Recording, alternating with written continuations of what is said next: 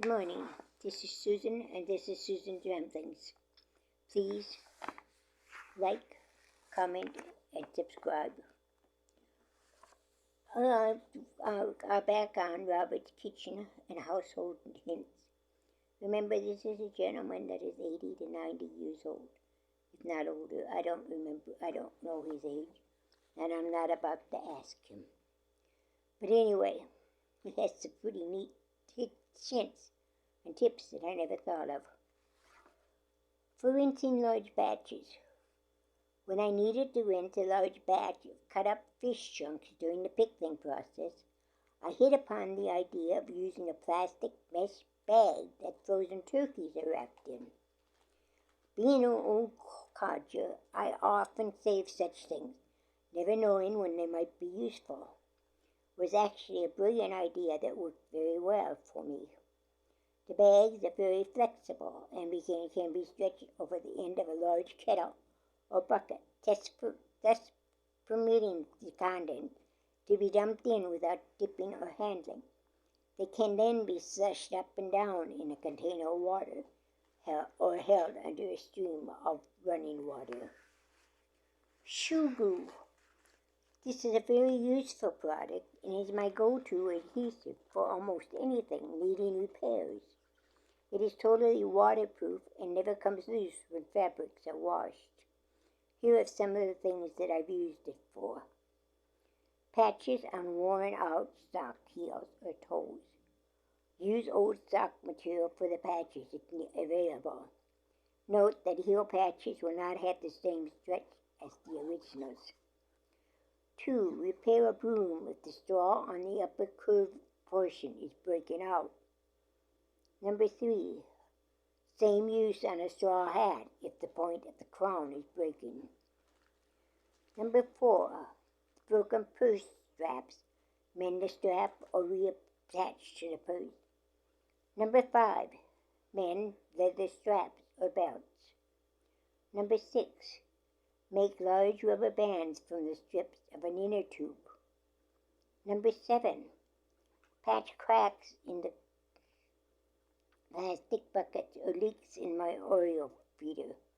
Note that when gluing plastic, rubber, or other slick material, it is advisable to roughen the surfaces with sandpaper for better adhesion. A 3-inch bead of dry, rough glue on the upper surface of thick plastic clothes hangers to keep flimsy blouses from slipping off easily. Roughen the surface before applying glue. 9. Cut leather washers to glue over protruding screw heads on items that might scratch furniture. Number 10. Seal over damaged spots on instrument cases and suitcases. Number 11. Seal off a running thread on a garment or a knitted sock. Number 12. Glue a reinforcement patch on the torn hem before sewing on the button. Number 13. Glue end of stack of scratch paper to make a pad of tear-off sheets. What a wonderful idea. And I think you can find school glue in your hardware store. Glue pieces of duck or denim material over work clothes, wristbands, with suspenders, clips that tearing the fabric. Sock patches also. Use a pinking shears. Uses are endless. Do not be without shoe glue. 16. Glue leather patches and the sole of moccasin for household wear. Number 17. Repair broken pottery and ceramics. Boy, it can be used for everything, can it? It's an all-round purpose, all-purpose adhesive. And then I think I'm going to find some. Make a better lamp switch. You know those ridiculous tiny plastic switches you barely grab in your fingers? Cut a quarter-size round of heavy leather or rubber belting. Punch a hole in the center for a tight fit over the protruding light switch. This job is much easier if one has the right punches and the curved leather cutters. If the round does not fit the switch tight enough, use a drop of school glue in the washer hole. Alright, next one. This is a tonic. John tonic. This is from John, who is 102 years old now in January 2017. So perhaps it's worth mentioning. Mix 2 tablespoons of honey and 2 tablespoons of vinegar in a glass of warm water and drink in the evening. Brown sugar. To keep soft, squeeze air out of the plastic bag. Twist that and tie tightly with a twistum. Clip-on spunk odor removal. Mix together 1 quart 3-inch hydrogen peroxide, 1/4 cup of baking soda, and 1 teaspoon of dish soap. Scrub into the dog's fur. Rinse with warm water. Keep out of the eyes, nose, or mouth. Do not steal or store the solution.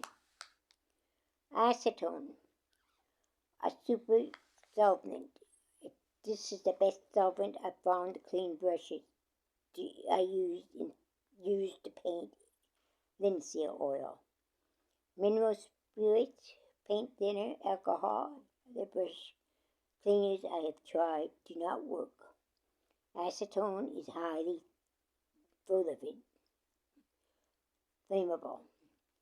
Keep containers tightly capped and avoid spills. Use in a ventilated area away from any sparks or fires. Even after cleaning in the solvent, I try to keep used brushes in a can of diesel fuel to avoid any stiffness the next time I come to use it. I store this container in a larger bucket to guard against any spills. Use spills in solvents. Store in a clearly labeled, tightly closed container. Disposal can be a problem. Do not dump them in drains, sewer, or on the ground. Store safely away from sparks and heat. This will usually be small amounts for the average homeowner. I do not know what the experts would recommend, but I find them to be a good fire starter when I burn leaves in the fall. Best not to use in a burn barrel to avoid a big poof or mini explosion when lighting. Fly dry, a granulated commercial product by various names that is used to absorb oil fuels or other liquids. Number 1. Use on a concrete garage or shop floors to absorb oil leaks under vehicles. Left on oil-stained spots may even remove some of the stain. Number 2. Use on coffee or other liquid spills on carpets and sofas. Sprinkle the affected area with water to wet well. Spread granules over liberally and press or walk them into the dampness to wick moisture out of the fabric. On chair seats or armrests, cover the treated area with a terry cloth towel. Continue to use the chair to press the granules into the dampness. When dry, the granules sweep up or vacuum easily and leave no mess. This stain removal technique has worked for me on coffee stains and is worth a try on any spill or stain. Keep a jug full in your car trunk for beverage spills, or even use as a lightweight replacement for sand for traction in an icy situation. Number 4, I use it instead of a de-icer on my icy step and sidewalk. Does not require much to improve traction and safety and will not kill the grass. Number 4, your favorite mechanic might give you a gallon of the stuff or buy it by the bag at the farm supply store. All right, last one for today. Prevent fry pan grease spatter. Use a piece of newspaper over the skillet to prevent spatter. Absorb grease and just throw in the garbage when done. Ladder guards are sold in little catalogs we get in the mail, but they require cleanup and do not protect from upward spatters. Use caution with hot venues and paper covers. Pay attention and do not leave it unattended. Also, I keep 2 paint sticks handy for paper support across the pan. A range hood and exhaust fan is a real asset to removing cooking odors, but do not try to avoid sucking grease up into the exhaust system. Note that even with the best of care, long time cooking, especially frying, will result in a light grease residue on the ceiling and other kitchen areas that may not be immediately close to the stove. They will have a tacky feel rather than a thick smoothness of a clean surface. That's it for today. Robert's Hints. Have a great day and God bless.